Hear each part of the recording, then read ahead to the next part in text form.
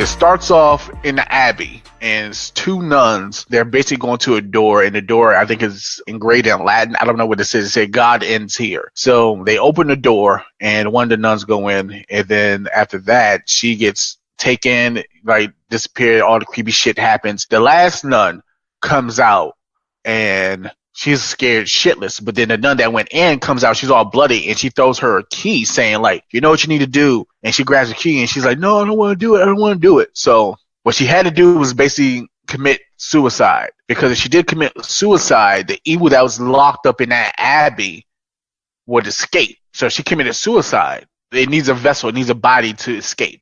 So that's where that starts off. And then at that point, it goes to the Vatican, and then the Vatican sends out a priest to go investigate the suicide of that nun. They say, okay, well, we want you to investigate the suicide of this nun, but we want you to take along another nun with you. He goes to pick her up from London and talk to her about the situation. And then I don't know why they chose her, because she wasn't fully ordained as a nun. She didn't take her final vows, so she was kind of like a nun in training. You found out later on that she had a gift to see visions. So I'm assuming that's the reason why they brought her along. So the nun actually end up going along with the priest to investigate the suicide. Now, I'm going to backtrack a little bit. So there was a villager around near the Abbey, because he delivers things to the Abbey, like food, stuff like that, you know, because they don't really go out into the town like that. So he happened to see the dead body of the nun. So I missed that part. But anyway, so right now, the priest and the nun are going to speak to him to find out more about what he saw. Starts off as an investigation to figure out what was going on. Probably still the beginning, middle of the movie. So all these weird things start to happen. He starts explaining to them, like, this town has been right ever since then. Weird things happening and everything. So takes them to the Abbey, and then they go inside, and they encounter the Reverend Mother, I guess like the head nun or whatever, but you don't see her face. It's just a shroud. And the way she's talking, she just talks like, yes, I don't know. It's just all gravelly and fucked up and all this stuff. Very disturbing, like the way she was speaking. So deep into the investigation. This is part of the middle of the movie. They spoke to the head nun, and the nun says, okay, you can stay at the house. Well, the Abbey. Personally, I wouldn't stay at that goddamn Abbey if someone paid me to, because the imagery, the tone, the atmosphere, everything was creepy as shit. The soundtrack was so basic but effective. Like, all thing they did in this movie just to set the tone was just like this. Oh, I'm like, nah, no. My get the fuck out radar was going crazy. So overnight, when they were trying to sleep, the priest woke up chasing someone down. Come to find out, he was chasing down a vision of a boy that he tried to perform an exorcism on, and he ended up killing the boy. The boy died through the exorcism, which was mentioned when the nun and the priest were talking at dinner, just trying to, like, get to know one another, like why they chose you to come here. So the vision was of the boy that died during exorcism that he was performing. So he chased him down, did all this, chased him out into the woods near the fucking graveyard where all those damn crosses, and he was attacked. He ended up being attacked, and he fell into an open grave, and then all of a sudden the grave was just covered, like he was buried alive. Now, earlier in the movie, they were in that graveyard when Frenchie, that's his name, the guy that saw the body in the very beginning, the one that they're questioning and interrogating about the death, because he's the one who found the body. And he was telling him, this is the path, this is where I saw the body, and it was through a graveyard.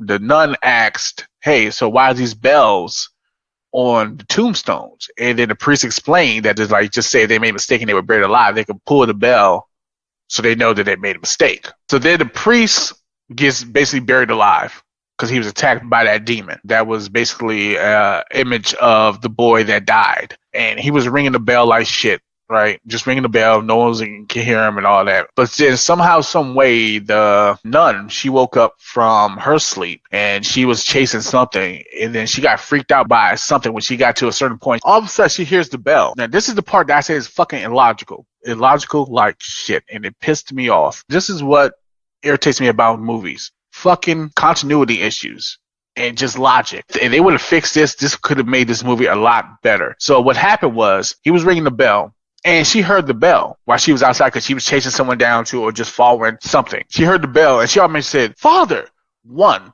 you didn't know that he was out of his bed because you were asleep. Yeah. So how did you know he was out of his bed? How the fuck did you know? Explain.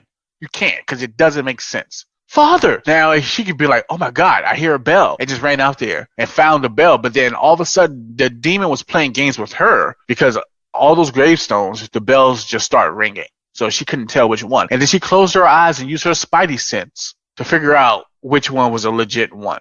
And then the thing that pisses me off, and I talked about the tone and the atmosphere and everything like that, and it was perfect until they did one thing, Barry. One thing. I'm going to explain the scene to you. So at this point, shit hit the fan. The priest, the nun, it's all in the abbey. Shit's going down. Shit's going down. It's getting really, really fucked up. When I say Valak, that's the demon. Valak's in there fucking shit up, right? But they're separated. They're separated like the priest is somewhere and the nun is with the other nuns, right?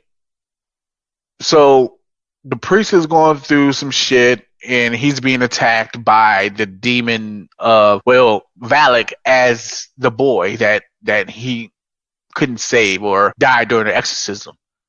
So he's being attacked and all this stuff. And then Frenchie comes out of nowhere and shoots a reanimated body of the nun that actually killed herself. Because he put the body in the delivery area because to keep it fresh. So when they came through to investigate. So the body was reanimated and coming at the priest and whatnot. In addition to him being attacked by the vision of the boy. So the body with a shotgun. Then you hear the hero music. Like, dun, dun, dun, dun, dun, dun, dun. Hero music came in, Barry. Hero music. Okay. In a horror movie. That's weird. The tone was like, you heard the, oh, that shit. I'm like, oh man, it's getting real. And then he comes in and shoots the body. Dun, dun, dun, dun, dun, dun. I felt this was an emergency. It has that fucking one-liner. I was like, really? At that point, I kind of checked out. My wife and I looked at each other was like, you gotta be kidding me. Because there was another stupid ass part. So Valak was in there whooping everybody's ass. Frenchie's ass, the nun's ass, and the priest's ass. Just beating everyone down. And they had the blood of Christ to basically close the seal of where Valak came from.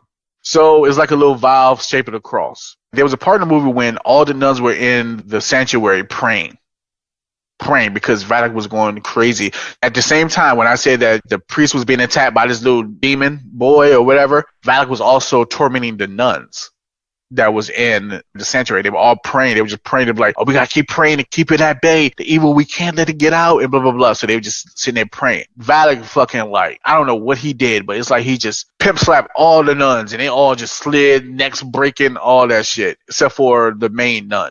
You come to find out that this nun, like all those nuns and all the visions that was going down was all just that, visions. They were already dead. Everyone was already dead. So to me, I think that Valak was kind of manipulating everything to bring someone here, bring someone to the Abbey so he can possess someone to escape.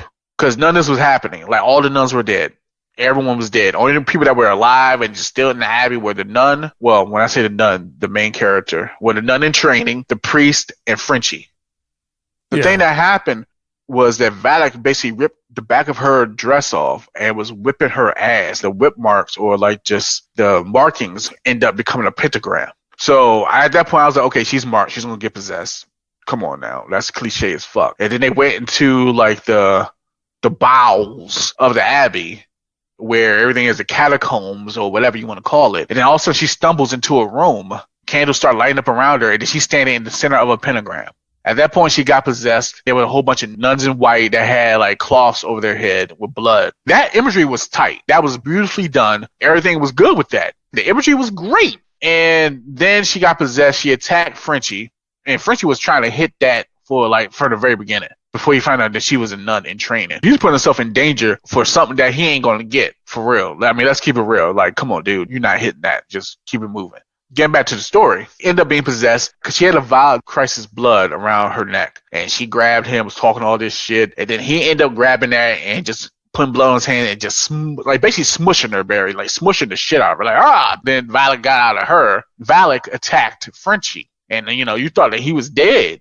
And come to find out at the end of the movie that he ended up being the one that was actually possessed. And that's how Valak got out into the real world, and that's how Lorraine Warren and the Warrens encountered Valak because they performed a exorcism on him. Lorraine got too close to him, and she saw the vision of Valak. So that's why she was familiar with Valak because she's seen him before during the exorcism. That's the exorcism that, if you remember the Conjuring correctly, that she was kind of like, I gotta take a break from this, and that shit spooked me. It was the nun that spooked her, Valak.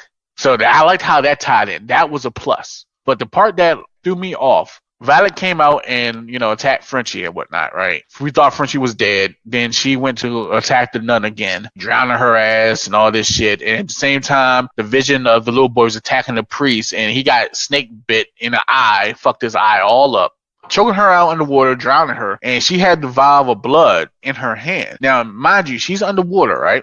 Underwater, both hands flailing underwater when someone's trying to drown somebody, and you see her being choked out. All of a sudden, her body goes limp.